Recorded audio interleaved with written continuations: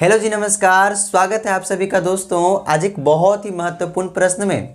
दोस्तों, जो सब्र करते हैं वो सबरी बन जाते हैं और सबरी बनने के बाद आप भगवान के घर नहीं बल्कि भगवान आपके घर खुद चल कर आते हैं। मेरा कहने का मतलब ये है सर कि सब्र से ही सफलता मिलती है, चाहे भगवान की पाने की हो या मंजिल तक जाने की हो। जी हाँ दोस्तों, तो सब्र करना सबसे बड़ी बात होती है और आपको सब्र करना ही पड़ेगा सर, अगर आपको मंजिल तक जाना है, सफलता पानी है। चलिए, आज एक बहुत ही महत्वपूर्ण प्रश्न लेकर आया हूं, सिर्फ आपके लिए ही लेकर आया हूं। प्रश्न ये है सर, ध्यान से देखिएगा, वीटो से आप क्या समझते हैं। ये जो प्रश्न है ना सर, क्लास 10th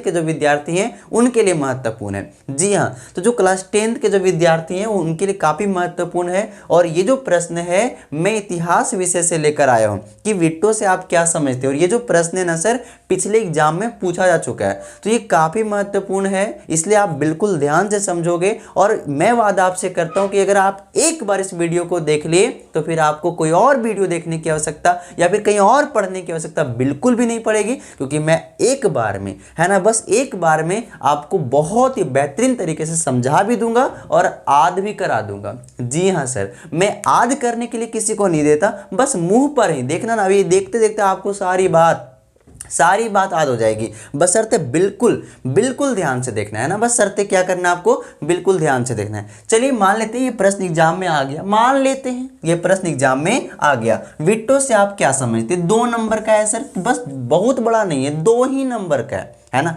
लेकिन हाँ, हमको चाहे 2 नंबर का हो, 1 नंबर का हो, 5 नंबर का हो, हमें हर तरह के प्रश्न को टच करना है सर। जी हाँ, है ना, हर तरह के प्रश्न को हम लोग समझेंगे।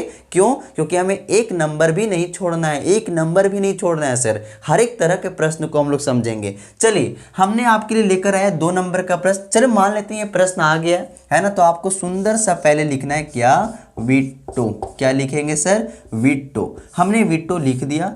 अब विट्टो के बारे में लिखना है कि विट्टो से आप क्या समझते हैं, है ना। तो विट्टो से आप क्या समझते हैं लिखना शुरू करते हैं। विट्टो का तात्पर्य है, विट्टो का तात्पर्य है, विट्टो का तात्पर्य है, क्या तात्पर्य सर? निषेधाधिकार। क्या बोल रहे हैं हम? निषेधाधिकार। विट्टो का तात्पर्य है निषेधाधिकार। डबल इन्वर्टेड कॉमा में आपको बंद कर देना है। पहला वाक्य आपको इतना ही लिखना है सर, है ना। क्या लिखेंगे पहले वाक्य में? विट्टो का तात्पर्य है निषेधाधिकार। ये वर्ड आप देख रहे होंगे, निषेधाधिकार। अगर आप इस वर्ड को बिल्कुल ध्यान से देखोगे तो ये जो वर्ड है ना सर, 2 शब्द से मिलकर बना है। कितने शब्द से? 2 शब्द से। एक इसमें लगा हुआ है निषेध, है ना सर, निषेध प्लस अधिकार, निषेध प्लस अधिकार। तो निषेध प्लस अधिकार मिलकर क्या बना है? निषेधाधिकार। और इसका मतलब, निषेध का मतलब क्या होता है आप लोग नहीं जानते? अरे जानते हो सर, नकारना, ना कहना, है ना। अगर कोई प्रस्ताव आया आपके पास कुछ लेकर के, कोई कुछ कहने आया और आप उसको ना कह दिए, मना कर दिए, मतलब क्या हुआ कि वो आपने निषेध कर दिया, है ना। जैसे आपको कोई प्रपोज करने आया और आप क्या कर दिए? मना कर दिए, है ना, उसके प्रपोजल को ठुकरा दिए, तो आपने क्या कर दिया? निषेध कर दिया। क्या कर दिया सर? निषेध कर दिया। तो निषेध करने का मतलब नकारना होता है। जी हाँ सर, है ना। और हाँ, अभी कोई निषेध, अभी किसी का प्रपोजल तो कोई ठुकराता नहीं है, लेकिन फिर भी आपने मना कर दिया, है ना। मना ही कर देना। अगर आपको मंजिल तक जानी है, सफलता तक पहुंचनी है, तो बीच में आने वाले इन लेमन चूस को साइड करना पड़ेगा। जी हाँ सर, जितने सारे प्रपोजल आएंगे उनको साइड कर देना पड़ेगा। चलिए हम लोग फिलहाल यहां पर आते हैं। तो निषेध अधिकार, है ना, मतलब निषेध और अधिकार मिलकर क्या बना? निषेधाधिकार। निषेध का मतलब क्या होता है सर? किसी भी काम को या कोई प्रस्ताव आपके पास है तो आपने क्या कर दिया? उसको मना कर दिया। तो आपको पहला वाक्य क्या लिखना है? बस थोड़ा सा, क्या लिखना है? बस थोड़ा सा लिखना है। विट्टो का तात्पर्य है निषेधाधिकार। क्या है सर? निषेधाधिकार। अब इसके आगे लिखते हैं, देखिए मैं क्या लिख रहा हूं, इस अधिकार के सहारे, इस अधिकार के द्वारा किसी भी प्रस्ताव को, है ना, किसी भी सदस्य के द्वारा, है ना, इस अधिकार के द्वारा किसी भी सदस्य की असहमति, किसी भी सदस्य की असहमति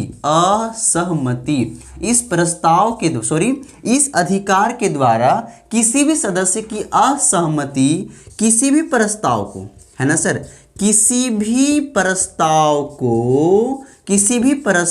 को खारिज कर देती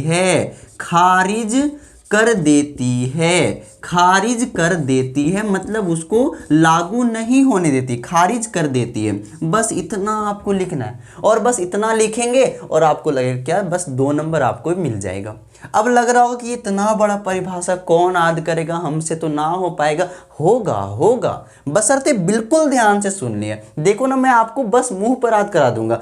क्या मैंने पहला वाक्य लिखा है सर, वीटो का तात्पर्य निषेधाधिकार है। बस पहला वाक्य तो ये तो बताइए याद करने वाली चीज है? अरे नहीं भाई, बिल्कुल भी नहीं। बस हमने दिमाग में रखा है ना, दिमाग में क्या रखा, वीटो का तात्पर्य निषेधाधिकार है, मतलब नकारने वाला अधिकार है, मना करने वाला अधिकार है। कैसा अधिकार है? मना करने वाला अधिकार, है ना सर। तो वीटो का तात्पर्य है निषेधाधिकार। अब इस अधिकार के द्वारा किसी भी सदस्य की असहमति, है ना, किसी भी सदस्य की असहमति किसी भी प्रस्ताव को खारिज कर देती है। मैंने भी आपको बताया ना कि अगर आपके पास कोई प्रस्ताव आया, कोई भी प्रस्ताव आया और आपने उसको मना कर दिया, असहमति दे दी कि नहीं मैं इस बात को नहीं मानूंगा, तो प्रस्ताव क्या हो जाएगा, पारित नहीं हो पाएगा। लेकिन यहाँ की बात से आप समझिए, अभी मैं इसको एक उदाहरण देकर समझाता हूं तो आपको बहुत ज्यादा समझ में आएगा।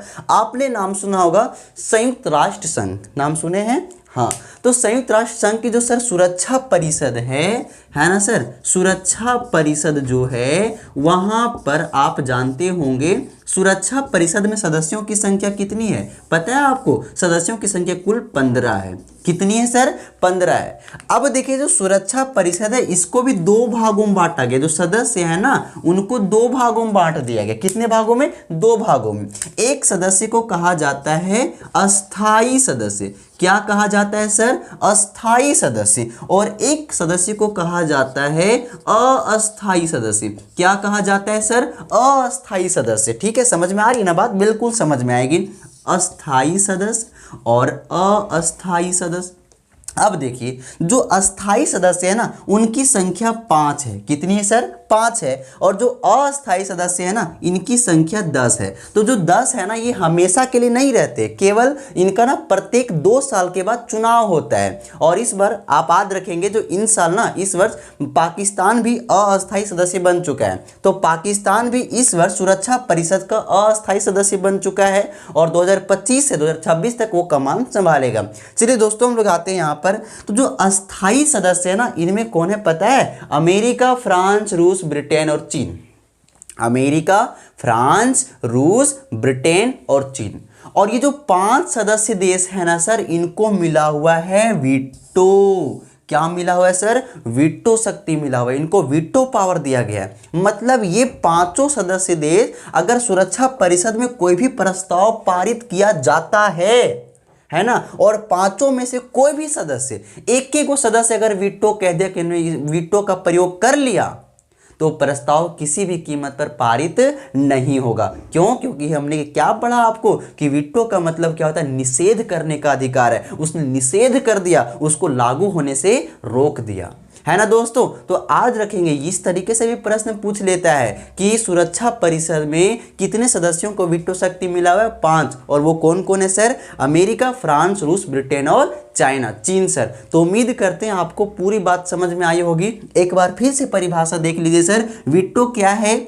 वीटो का तात्पर्य निषेधाधिकार से है। इस अधिकार के द्वारा किसी भी सदस्य की असहमति किसी भी प्रस्ताव को खारिज कर देती है। तो बिल्कुल समझ में आया ना? बिल्कुल समझ में आया होगा। और अगर ये बात आपको समझ में आई होगी सर, अगर समझ में आई होगी तो हमारी मदद कीजिए, हमारा सहयोग कीजिए, हमें कुछ भी दे दीजिए और कुछ भी मत, आप बस एक लाइक कर दो, हमको बहुत बहुत खुशी होगी सर। चलिए बहुत बहुत धन्यवाद। फिर मिलते हैं अगले वीडियो में। और अगर आपके मन में कोई प्रश्न होगा तो फटाफट आप कमेंट में लिखिए। मेरा जो अगला वीडियो होगा सर बस आपके ही प्रश्न पर होगा, बस आपके ही प्रश्न पर। चलिए बहुत बहुत धन्यवाद। फिर मिलते हैं नए प्रश्न में।